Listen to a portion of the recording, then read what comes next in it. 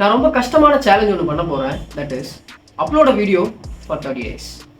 ஏன் எதுக்கு இதெல்லாம் பண்ணுறேன்? கடந்த ஒரு சில வாரங்களாக என் மைண்டுக்குள்ளே ஓடிட்டு இருந்த ஒரே ஒரு விஷயம், ஏன் நம்ம சேனல் இன்னும் பெருசாகல, ஏன் நம்ம சேனல் இன்னும் இப்படியே இருக்கு, என்ன பண்ணால் பெருசாகும், என்ன நம்ம மிஸ் பண்ணுறோம், இதை தெரிஞ்சுக்க நான் யூடியூப் வீடியோஸ் நிறைய பார்த்தேன். யூடியூப் அட்வைசஸும் கேட்டேன். பெரிய யூடியூபர்ஸான Mister Beast and Logan Paul இவங்களோட அட்வைசஸும் நிறையவே பார்த்தேன்.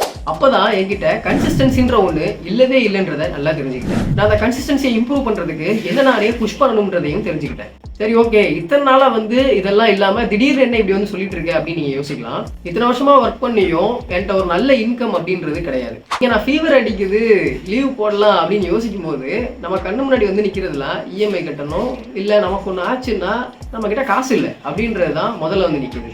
ஒரு கோட் உண்டு, you are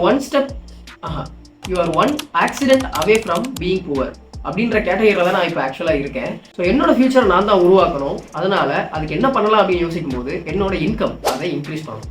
so income increase பண்ணணும்னா ஒன்று நான் பார்ட் டைம் வேலைக்கு போகலாம், இல்லை அப்படின்னா ஏதாச்சும் ஒரு சைட் பிஸ்னஸ் பண்ணலாம். பார்ட் டைம் வேலைக்கு போகலாம் அப்படின்னு யோசிக்கும் போது பார்ட் டைம்ன்றது ஆல்ரெடி நம்ம 9 to 5 இல்லை 9 to 6, 6:30 or 7 கிட்ட ஆயிரும். ஸோ அந்த வேலை பார்த்துட்டு இருக்கும்போது அதுக்கடுத்து ஒரு பார்ட் டைம் அப்படின்ற பட்சத்தில் அது நம்ம டைமை மணியாக மாத்திர கேட்டகரியில் வந்துடும். ஸோ அதனால அதில் நமக்கு அந்த அளவுக்கு ஒர்த்தாக இருக்காதுன்றது என்னோட எண்ணம். அதே இன்னொரு பக்கம் பிஸ்னஸ் பண்ணலான்னு யோசிக்கும் போது அது சாதாரண விஷயமே கிடையாது. ஃபர்ஸ்ட் ஆஃப் ஆல் அதுக்கு இன்வெஸ்ட்மெண்ட் வேணும். பட் நம்ம இருக்கிற நிலைமையில இன்வெஸ்ட்மெண்ட்டுக்குலாம் வழி இல்லை. வேற ஏதாச்சும் வழியில நம்ம இன்கம் இன்க்ரீஸ் பண்ண முடியுமா அப்படின்னு பார்க்கும்போது தான் உள்ள வருது நம்ம யூடியூப். இதுக்கு இன்வெஸ்ட்மெண்ட் தேவையில்லை. நம்ம வீடியோஸ் போட ஒரு பிசினஸ்ல எந்த அளவுக்கு இன்கம் எடுக்க முடியுமோ அதே அளவுக்கு யூடியூப்லமே எடுக்க முடியும்ன்றது தான் உண்மை.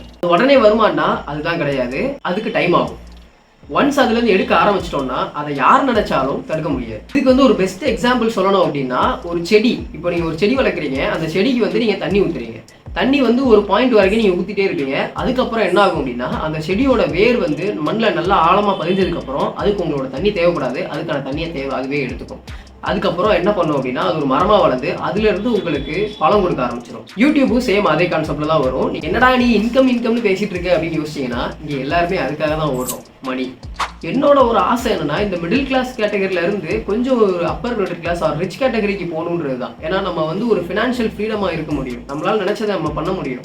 9 to 5 ரேட் ரேஸ்ல இருந்து வெளியே வர முடியும், நினைச்சதை வாங்கி சாப்பிடலாம்.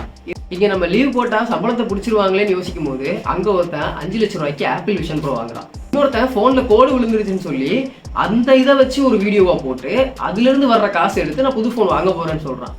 Wait, what?